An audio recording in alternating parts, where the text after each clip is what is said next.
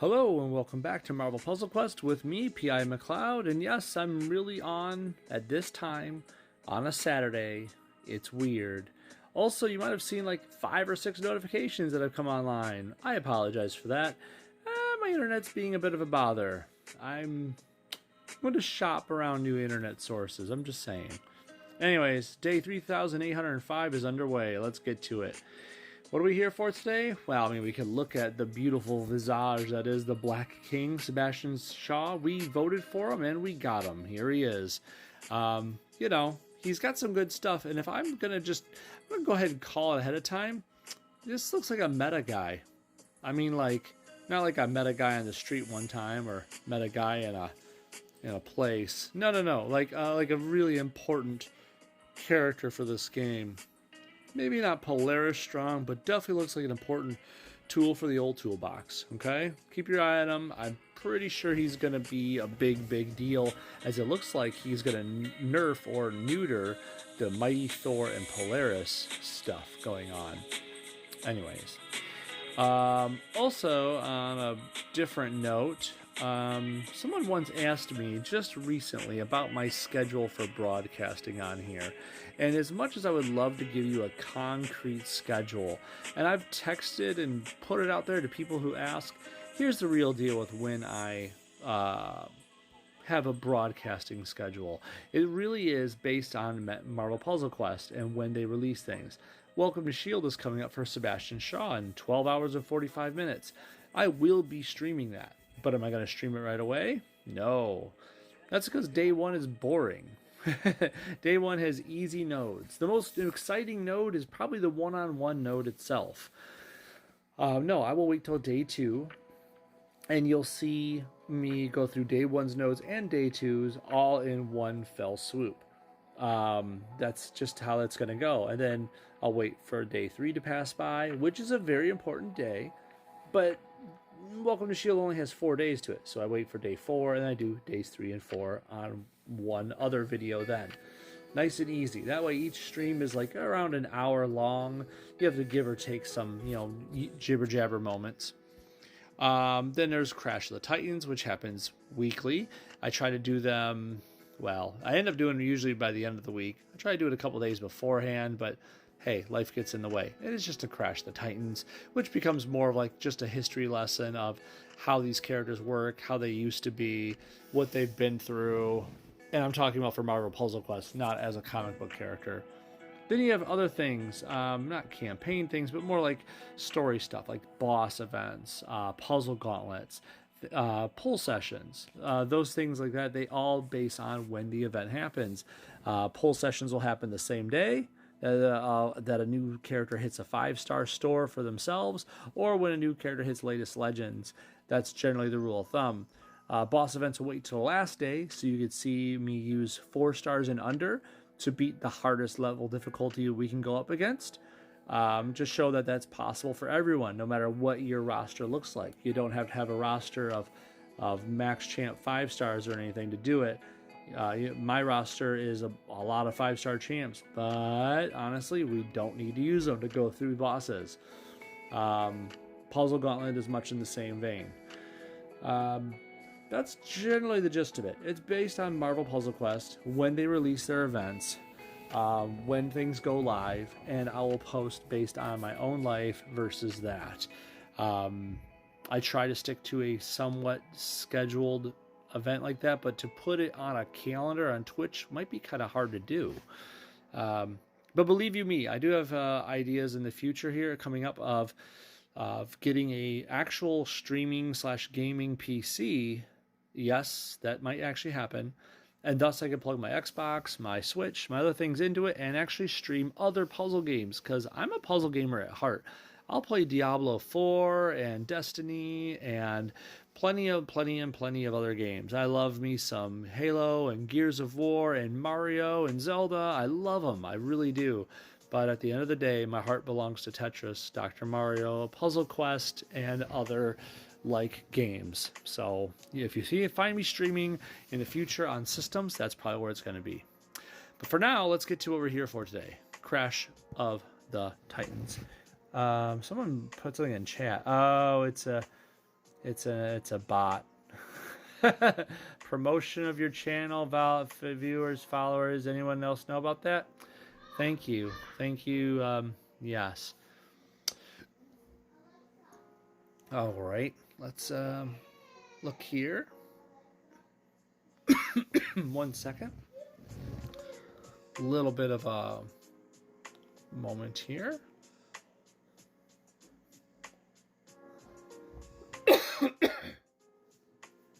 Should have brought a drink with me to the microphone. Thank you. Excuse me. Okay, so Crash the Titans today. We have 2 crashes. Both of them look to be against the same guy. Looks to be Super Skrull, if I know my icons good enough, and I'm pretty sure I do. A little boring that we got to go against the same guy twice. But hey, at least he's got a lot of different powers, kind of-ish. So, here we go. Super Skrull at a 535, level 270. When Super Skrull first came into Marvel Puzzle Quest, and God, it's years ago, even though he doesn't feel that old. He came into Puzzle Quest with barely a whisper.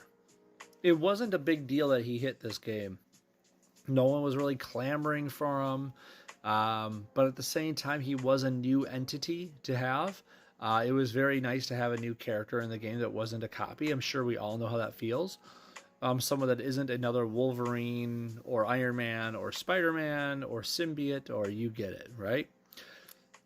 He's his own character and he has his own power set, and it's pretty nice to have that. That being said, he doesn't have much going for him as far as passive goes. He didn't shake the meta. The only thing he brought us was a nice set of blue powers that almost all of them are pretty good and usable and easy to access. They cost like 7 blue, I want to say. And they represent the Fantastic Four's abilities that he has the ability to shapeshift through.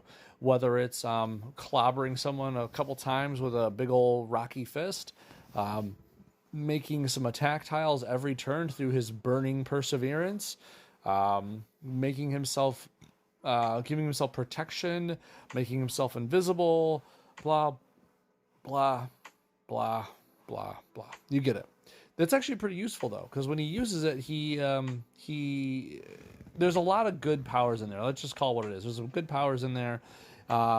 His purple helps play with it because he could shapeshift into someone else and get some bonuses for it. It's not like the calling card for him, but it is good.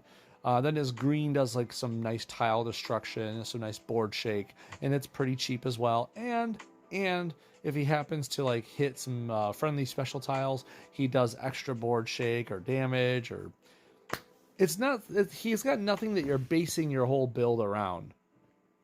But he's not bad either. He's a good use of green. He's a good use of blue. It probably, leave the purple at home. It's not the best thing in the world, but it's okay.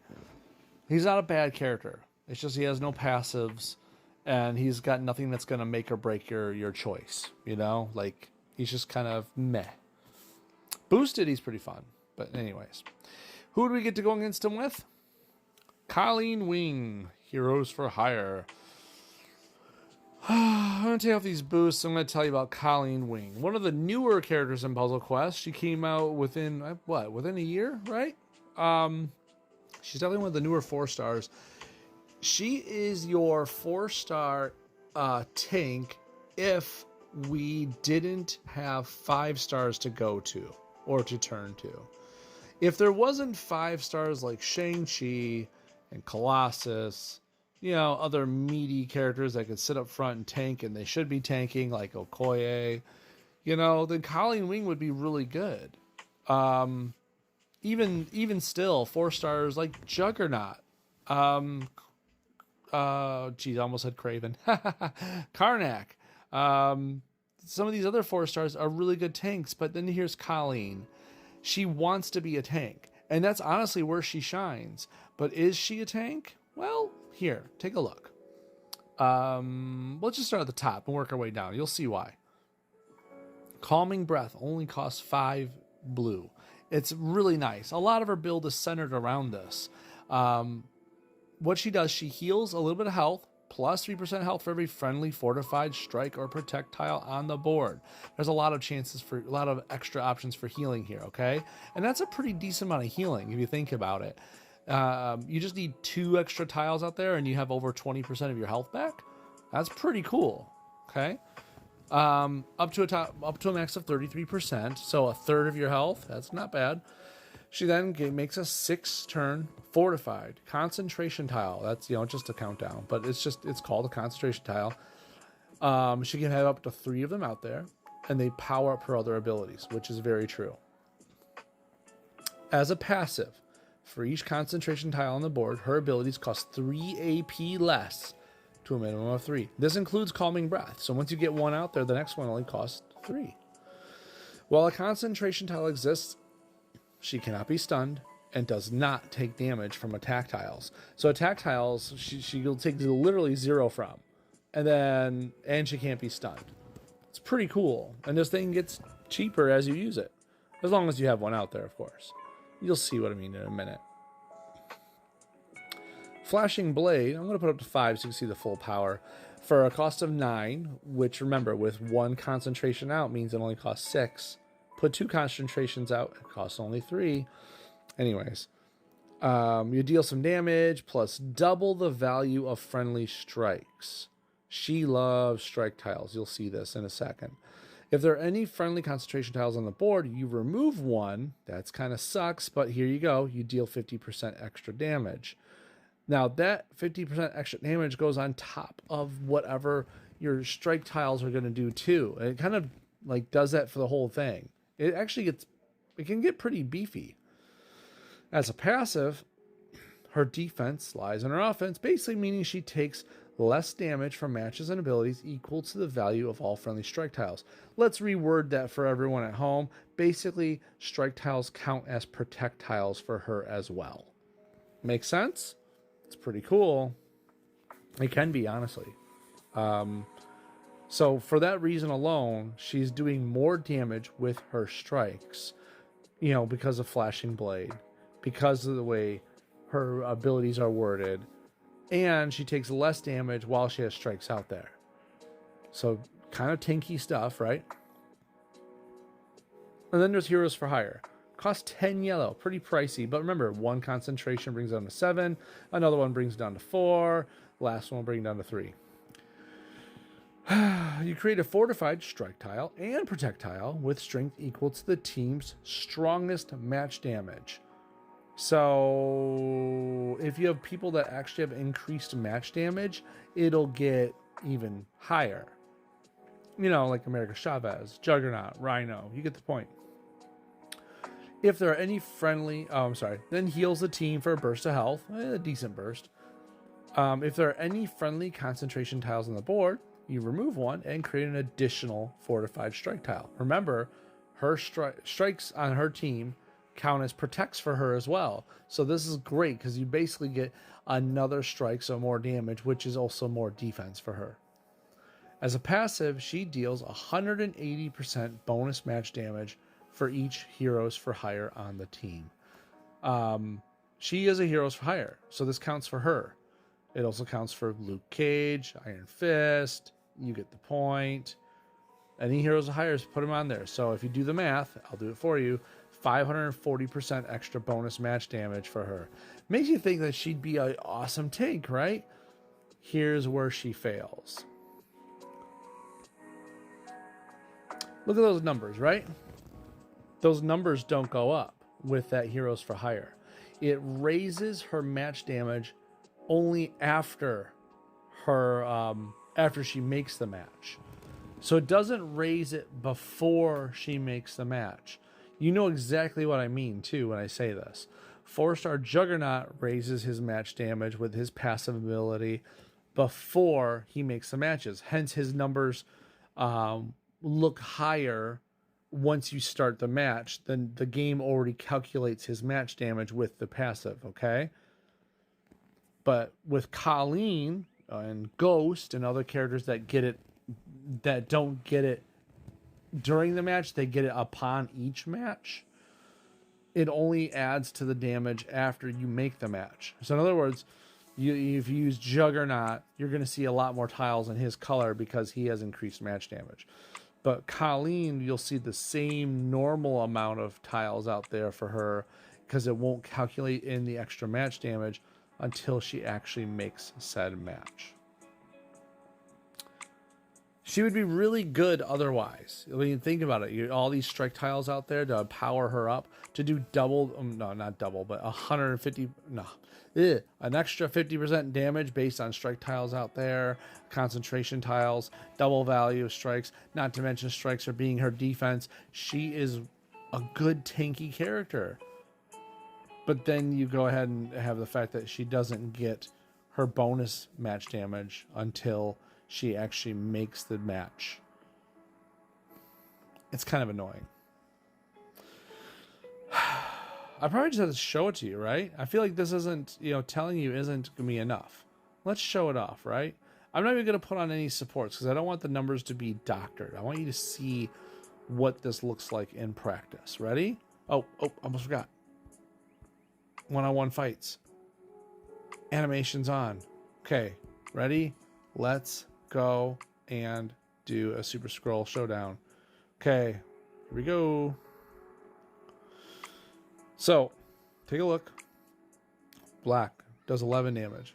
Red, 87 damage per. Blue, 100 damage per. Let's click on her and see. 100 damage for blue, 87 for red, 76 for yellow. But wait, I thought, what about Pi? Didn't you say 180% bonus match damage for each heroes for higher on the team? And she is one? You're right. She is. So if this does 100 damage per tile for blue, right?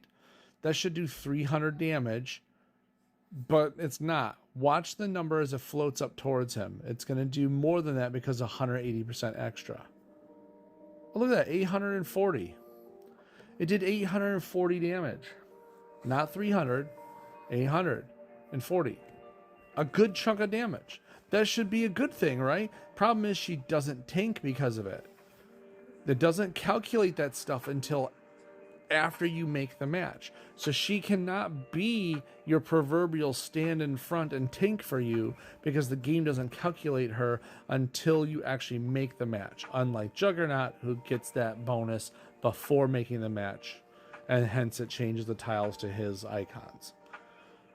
I hope that helps explain it, but here's another example. 87 per red, 261, but no, that wasn't 261. I did over 1,000 damage there with those two matches. Crazy, right? Okay. That's enough examples. I think you get it now, right? Now, I would use this red, but I feel like we should do it after we get some blue. So, blue, calming breath. It costs 5. We have 9. So we're going to take a deep breath. There we go. Now that we have that out there, look at this blue. It costs only 3 now. Oops, didn't mean to do that. I apologize. Let me move that up a little bit. So it costs only 3 now because we have a concentration out there. Let's do it again. Take a deep breath. Oh boy. Now, this red only costs 3. It's going to deal 1624 damage because I have it down at level 3, not level 5.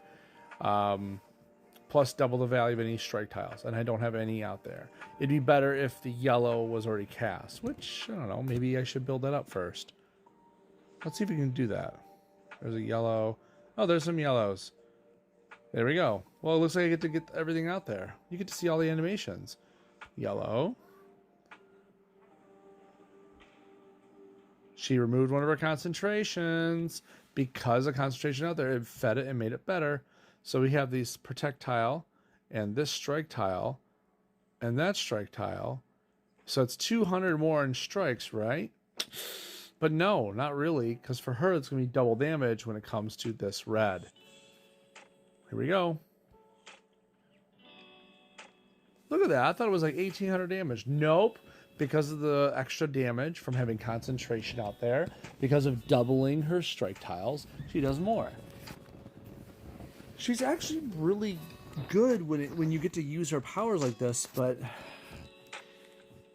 with everyone else involved, with other characters on the board on her team, they're going to steal her spotlight a lot.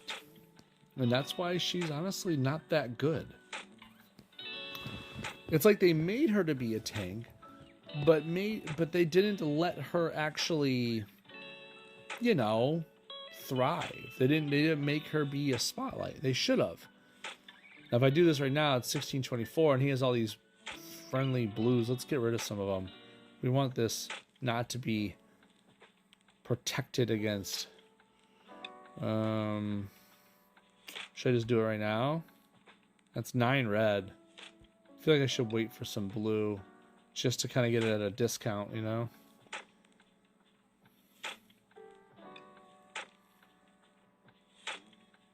It's kind of a cool animation for him there.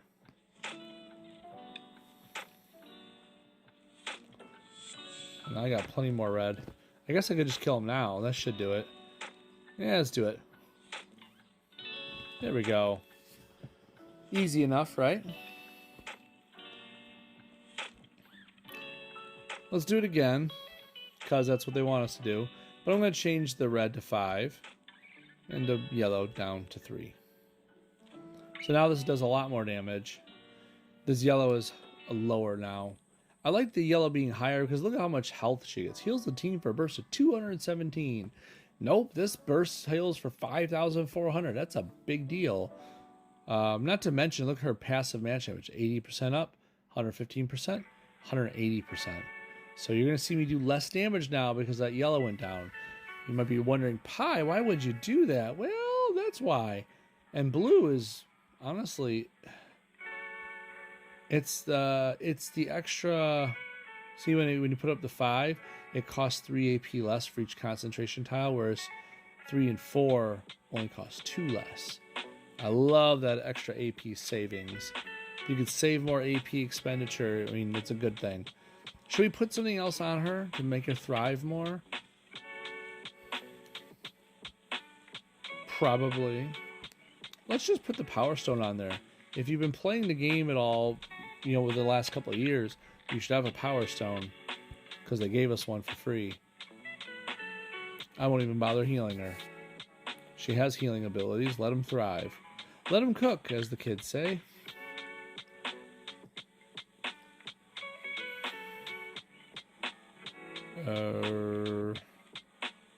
I don't see no reds, blues, or yellows. Not cool. I guess I'll take the green. If only because he likes the green. Take that red. Oh, of course, there's the blue. Ah, no. No reds, no blues, no yellows. Lame. Okay, so there's blue and there's red, but he doesn't use red, so I'm going to take the blue before he does.